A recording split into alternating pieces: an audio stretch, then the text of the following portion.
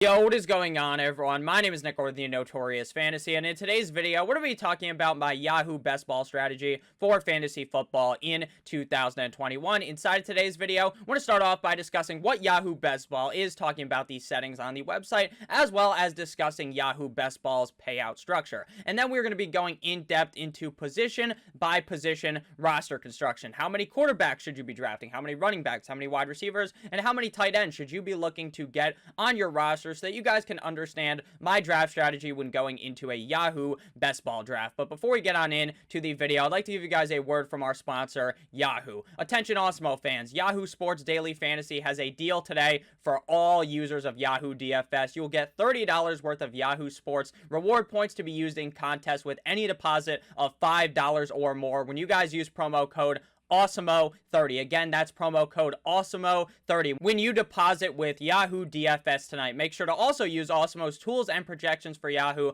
to help take down any contest you enter. Again, promo code Awesemo30. When you deposit $5, you get an additional $30 worth of Yahoo Sports reward points to be used in any contest. So without further ado, let's get into it. So we're going to start off with explaining what Yahoo Best Ball is. So Best Ball is a format that requires no in-season management. You draft your team and that's it. It's basically you draft it and you forget it. Now we're going to be going over my position by position roster construction. We're going to start with the quarterback position. Now in most drafts, I'm looking to get anywhere from 2 to 3 quarterbacks depending on my confidence of the quarterbacks that I've drafted. So say if at the beginning of the draft I pull the trigger on a guy like Lamar Jackson or Patrick Mahomes or Kyler Murray, Josh Allen, Dak Prescott, one of those quarterbacks that I'm very confident in, then I'm unlikely to take the shot and draft an additional quarterback at the end, giving me 3 quarterbacks. But if my first quarterback is Tua, if it's Trevor Lawrence, if it's a player that I'm not ultra confident in, then I'm more likely to end up drafting 3 quarterbacks on my team. It is very interesting because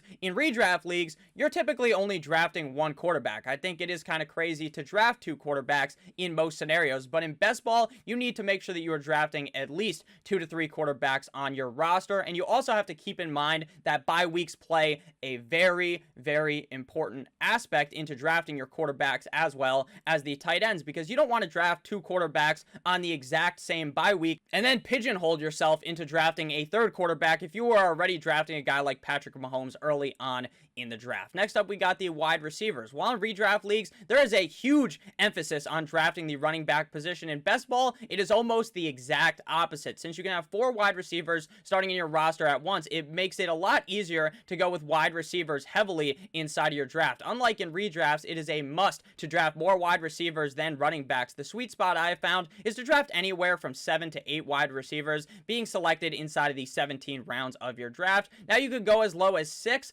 but if I'm being honest with you, I would prefer to have at least 7 on my roster. Next up, we got the running backs. And like I just said with wide receivers, normally in redraft leagues, everyone is just so excited to hammer in on running backs early. Some people go with a triple running back start to their drafts, but in best ball, that is very unlikely to happen in your drafts, and in my opinion, is not the best way to go about things. For running backs, most of the time, I like to utilize the hero running back strategy. I've also heard it called the anchor running back strategy, which is basically just drafting 1 running back inside of the first round, and he is the anchor of your running back core. And then after that, you just go on a barrage of hammering in on wide receivers. While this strategy is not always possible in your draft, because hey, you might be sitting at the end of the first round and you draft Travis Kelce because you didn't like the running backs there. You take Devonta Adams, you take Tyreek Hill, you take Stephon Diggs, and the value just wasn't there to do the anchor running back strategy, and that's okay, but that is typically a strategy that I am looking to utilize. With that said, you need to draft at least 4 running backs, and I only really draft 4 running backs if I did draft 2 in the first 4 rounds.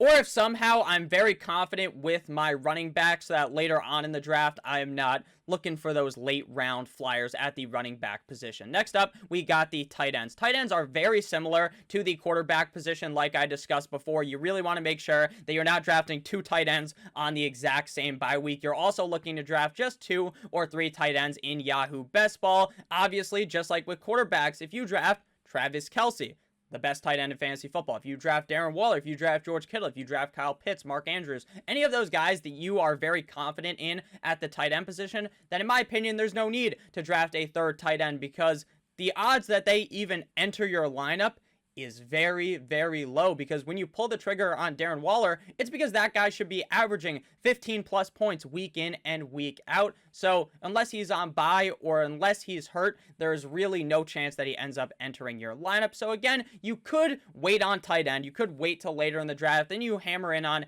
3 high upside guys later on in the draft. That's perfectly acceptable. But a majority of the time, I will end up with 2 tight ends on my roster. And the final thing to discuss here is the art of stacking, because in large best ball tournaments, just like with DFS, stacking is one of the most important and key aspects into creating a winning lineup in best ball.